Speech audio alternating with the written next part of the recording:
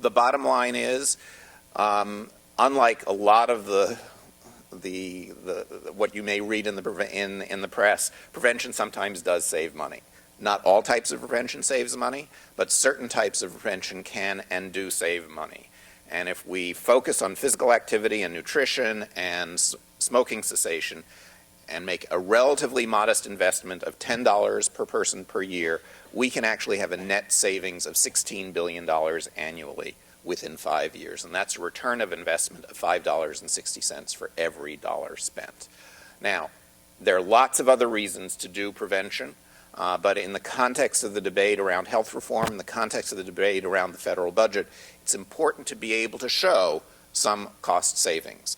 And if you can do that, that makes your argument a lot easier. That doesn't mean we only do the prevention that saves money, but it's a way of starting the conversation. The premises behind the report were pretty straightforward, and you've heard a lot of this already, but that coverage may be important, but what surrounds that coverage or precedes that coverage is also important. Achieving good health outcomes requires healthy communities, not just healthy individuals. We have to get away from the notion, especially around chronic disease, which are the biggest drivers of healthcare costs. We have to get away from the notion of managing those conditions as opposed to preventing those conditions. And we can prevent those conditions by the kinds of communities we build and what interactions we create in those communities.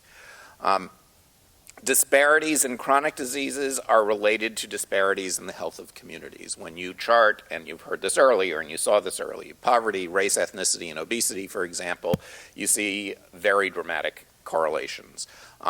Poor communities are also, as you also heard earlier, providing less support for healthy lifestyles, whether it's access to healthy food or whether it's just the capacity to engage in physical activity in a safe way. This is just yet another version of what you heard earlier, but we focus all of our attention on medical services, very little of our attention on prevention. I'm not saying that these numbers have to be flipped, but when you think of what affects health outcomes, we clearly are not investing enough in terms of prevention.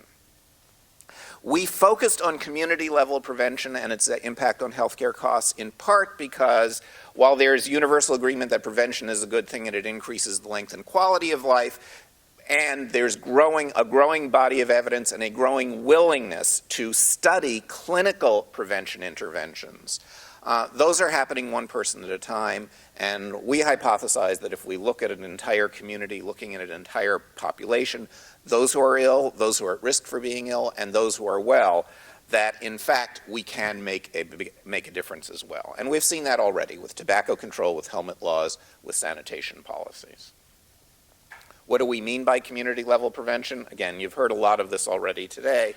It's about making it easier for people to make healthy choices. So going back to what Tony Eitan said about, yes, there is an element of personal responsibility, but how can we hold people accountable for behaving, in quotes, responsibly if we haven't created the environment for them to do that? And in fact, we also do, at TIFA, we do a lot of opinion research and focus groups. And the initial reaction when we talk about government and public health and this kind of prevention is usually, gee, people know what the right thing is to do. Why don't they just go and do it? And then when you drill deeper and start talking about, well, what if you live in an environment where it isn't safe to walk? What if you live in an environment where healthy food isn't accessible? Then they begin to recognize that there is actually a role to play for government in changing that environment. It's also about changing community norms and empowering communities, and Tony talked about that eloquently. I would give an example that is separate from this report, but I think is important when I come out of the HIV world. And I've always felt that we've failed in HIV prevention to a large degree in part because we haven't focused on community building and creating social norms in those communities. If you don't feel a part of a community, if you feel disassociated from a community, you're not going to do things to protect yourself and to protect your community. And if we had put a whole lot more money into building gay and lesbian community centers all over the country rather than condom distribution programs, we might be in a very different place in the epidemic today. It's also about changing the physical and social environments, and we talked about that, whether it's the walkability of a community or access to healthy foods, or just how we orient our programs.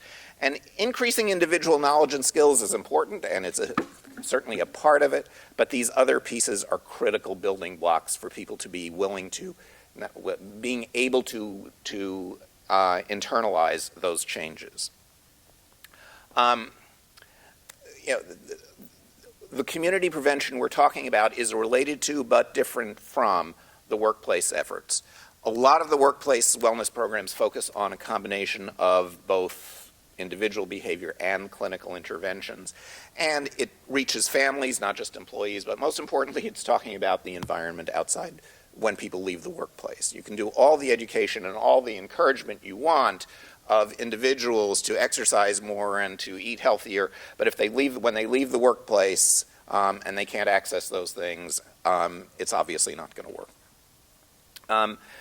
In the interest of time, I won't walk through a lot of examples of what we mean by community programs. The Prevention for Healthier California has examples of a number of California programs, but it's not that we don't know how to do it. But the important thing, and Paula Braverman said this earlier, there isn't a magic bullet, and there isn't a magic bullet in community prevention either. It's going to vary based on what a community's needs are, and there isn't going to be a single intervention. If you look at the successful programs, it's the ones that look at what's happening in the schools, what's happening in restaurants, what's happening in terms of grocery stores, what's happening in terms of access to physical activity.